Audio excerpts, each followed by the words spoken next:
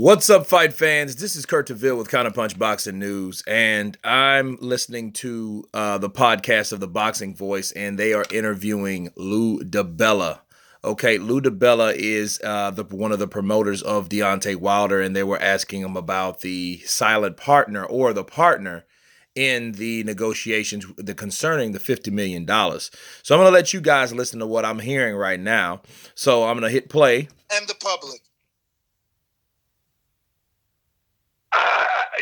When they want the fight, you're not. It's not going to be discussed on your podcast. It's not going to be tweeted about.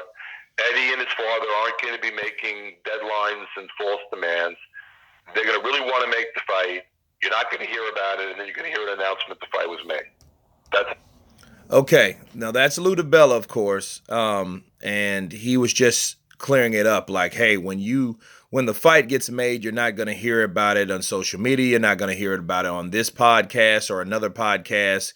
The fight will be announced. It won't be public when the fight does get made. In other words, you won't see this fight coming when the negotiations actually get made for it, if it ever gets made. That's what he was just saying. Okay.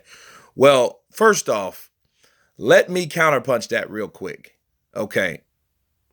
The first offer that was sent to Deontay Wilder, it was in confidentiality. It was meant to be in the business room floor, okay, from one party to the next party. It wasn't Eddie Hearn's their fault that was made public, okay? The fault was made from Deontay Wilder because he was so disgusted with the offer, calling it slave wages. Therefore, it went to social media. That's how it got there. So with Lou Dibella, his promoter, if he feels that way, and a lot of that should be confidential. It should be. But since it did get so messy, that's what made everyone pay attention to this particular negotiations amongst many, because the word got out, and it got out by the hands of Deontay Wilder, by the mouth of Deontay Wilder. Okay, he went and screamed this whole negotiation and offer to the social media. Okay, so I'm going to keep going. how it's going to work. I mean, what do they have to do to prove it? I don't know. They turned down $50 million. I think that was pretty good proof they didn't want it. Why is there this narrative that money didn't exist? Because they're full of shit. And the money didn't exist. Why would the money not exist? I don't know. Well, Eddie Hearn specifically says Lou Dibella is a riot, dude. He is one of those dudes that will go off on you. So for people that don't know who Lou Dibella is, this is Lou Dibella. He has no filter. He's New York's finest. He is one of these guys, okay? Tyson Fury got paid pretty well. I mean, no one's complaining that the check bounced. I mean, I don't know. I mean, what you think between Viacom that owns Showtime and Heyman and everybody involved in the fight, that we made an offer when the money didn't exist? Okay, now Lou Dibella was just explaining, or they were asking him, okay, what was the narrative that this money didn't exist? Okay, and he used Tyson Fury as an example. It's like, well, Tyson Fury made pretty good money on this fight, and I'm pretty sure his check didn't bounce, by doing business with us, meaning, Al Heyman and, Lou Dibella. Well, to counterpunch that, to be fair about it, sure, that's what he's saying is true, but that's a poor analogy. Because first of all, Tyson Fury made nowhere near that amount of money, okay? He didn't even make a quarter of that money. He didn't even make 10% of the money that they proclaimed that they had, or the money that they had for Anthony Joshua, the $50 million. Tyson Fury might have made $6-7 million after his, and it depends on those numbers. We still don't know those numbers, so we can't guarantee that he made that much. Okay, we know he was guaranteed for $3 million. That's it. Okay. Deontay Wilder 4. So that's a bad analogy. Just saying, well, with $50 million or whatever. So I just had to make that, had to counterpunch that. But anyway. Well, it's also the contradicting statement from Frank Warren, right? Saying that somehow, that money was tied to BT. I know that Espinoza has already given me his opinion on that and how that was false, but why would Frank say such a thing? Say what? What thing? That I don't even know what you're talking about. That part of the $50 million offer would be coming from BT Sports. Yeah, but what's the problem with that? When you're making an offer and you're fighting a British guy, you're going to have somebody as a partner in the UK. Well, wouldn't that be I don't have to. If we make it, if I make a legitimate offer, this is boxing, man. This isn't like proof of funds. I never heard that expression until it came out of Eddie Hearn's mouth. Proof of funds. But fight the fight. If you don't get paid, sue us. But wait a minute. I mean, come on. I mean, you think when I make a deal with Bob Aaron, I ask Aaron for proof of funds? Or when I make a deal with anybody out there for a fight, I'm sitting there saying, okay, before I sign on the dotted line, I'd like to see proof of funds. The fuck out of here. But Lou, I just broke a news, Rez. I didn't want to throw out F-bombs. Nah, anyway. We love F-bombs. We love F-bombs. We love F-bombs. Man, you went on your rant. You killed my follow-up. I was going to come with a follow-up, man. Lou Dibella, I'm going to tell you, he's like a no-nonsense guy. You know, he will tell you to go fuck yourself in a second. You can obviously see that. You know, you know what I mean? He goes off on rants. And what was just verified was very, very important. Okay. You know, they just said that Stephen Espinoza denied that Frank Warren was a part of that, you know, and Frank Warren himself said that he was a part of that negotiation, him being from BT Sports, which explains the narrative or the side of what Eddie Hearn was saying about the other networks being involved in this negotiation with Deontay Wilder. And Lou Dibella was just saying, what's wrong with that? He was saying that, yes, not only he's a part of it, but you're going to need, if you had a British fighter, you're going to need another British party to make sure this fight gets made. That's what he was saying. So what Stephen Espinoza was saying was an absolute lie. Okay? So we know who was lying. So now you got Lou Dibella and Frank Warren saying the same thing. You know, Frank Warren was saying, yes, I was involved. Lou Dibella saying, hey, so what if he was involved? So that tells you that Frank Warren was involved, okay, with his side of BT Sports. So we had to get that out there. So this here is a big breakthrough when it comes to these negotiations and actually what happened. All this really is, guys, is a detective, putting together the pieces. That's all we're doing. You know, this is a crime scene, and a crime scene of fuckery and the things that happen in this crime scene of how these things didn't get made. Okay? So, let's move on. And Lou, we're going to let you go. We had you long real quick. I got a real quick follow-up question about something that you said earlier. Working with ESPN, DAZN, and Showtime. Wait, Mike, I remember. I remember, Lou, don't you see that contradicts? It's like contradicting or a conflict of interest. The fact that BT would be tied to an offer that is for Sky Sports, a fighter that's tied to Sky Sports. That was a follow-up. It wasn't a fighter for Sky Sports. No, it wasn't. It was an offer to Anthony Joshua said, like, believing no one would do it. Give me $50 million. I'll go anywhere. I'll fight Deontay Wilder. So what we did was we put together $50 million. And we said, here's your offer. Had nothing to do with that.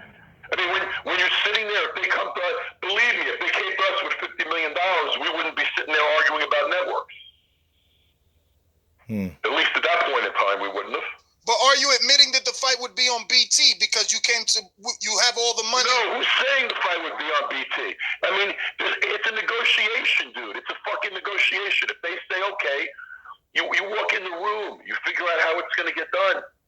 I mean, if you're going to tie with a network, you say, okay, I'm keeping UK rights. You're getting American rights. This is how we're splitting worldwide rights. This is how we're splitting.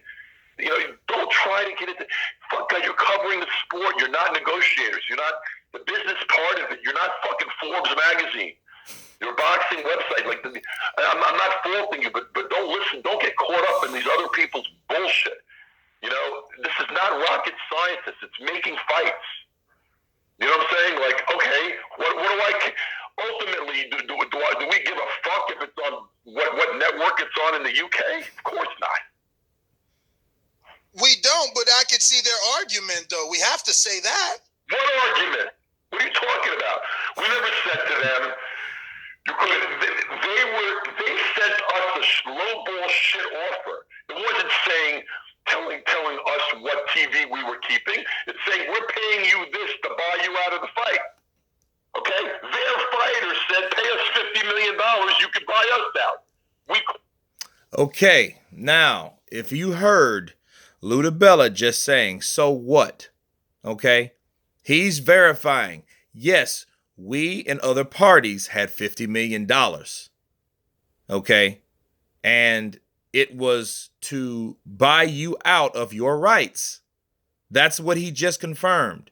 And he gave an example. He said when they gave us that $15 million bullshit offer, they gave us $15 million to buy us out of our rights. So we offered them $50 million to buy them out. Okay? So that's exactly what happened. And Lou Dibella was saying that. But what he also did, he kind of put words in Anthony Joshua's mouth. And he said, Anthony Joshua said, fight me tomorrow and give me $50 million and I'll fight him tomorrow. But what, Lou Dibella added to that, paraphrasing is, oh, give me $50 million to buy me out of my rights. He never technically said that, but how Lou Dibella, interpreted is, okay, motherfucker, we're going to buy you out of your rights if we give you $50 million. That's what Lou Dibella was saying. Okay, so he was taking things out of context of what Joshua was saying when he said that in that particular interview, when they were interviewing him, but it's more to that than just Anthony Joshua saying, give me $50 million. It's way more than that, and it should be, because if he signed a contract for Sky Sports, he couldn't necessarily just breach contract to take a fight for $50 million, which he would make $50 million in 2 fights, especially if he makes 25 to 30 million pounds a fight. It wouldn't even make sense for him to do something that foolish just to fight Deontay Wilder for a WBC belt, because then he would have to pay off a lot of other people. You know what I'm saying? So that's where that comes from, but you're going to get the people that say, no, he knows what that means when he said that. When he said, hey, give me $50 million, he knew that it would cost him to buy out his rights from Sky Sports, for BT to buy the rights to buy sports, to buy the UK rights, and then Lou Dibella and Al Heyman would have the American rights, so they wouldn't have any rights at all. That's what Lou Dibella was just confirming. He was like, yeah, they get the UK rights, and he said, who would give a fuck in America, meaning us Americans? Why would we care what network it's on?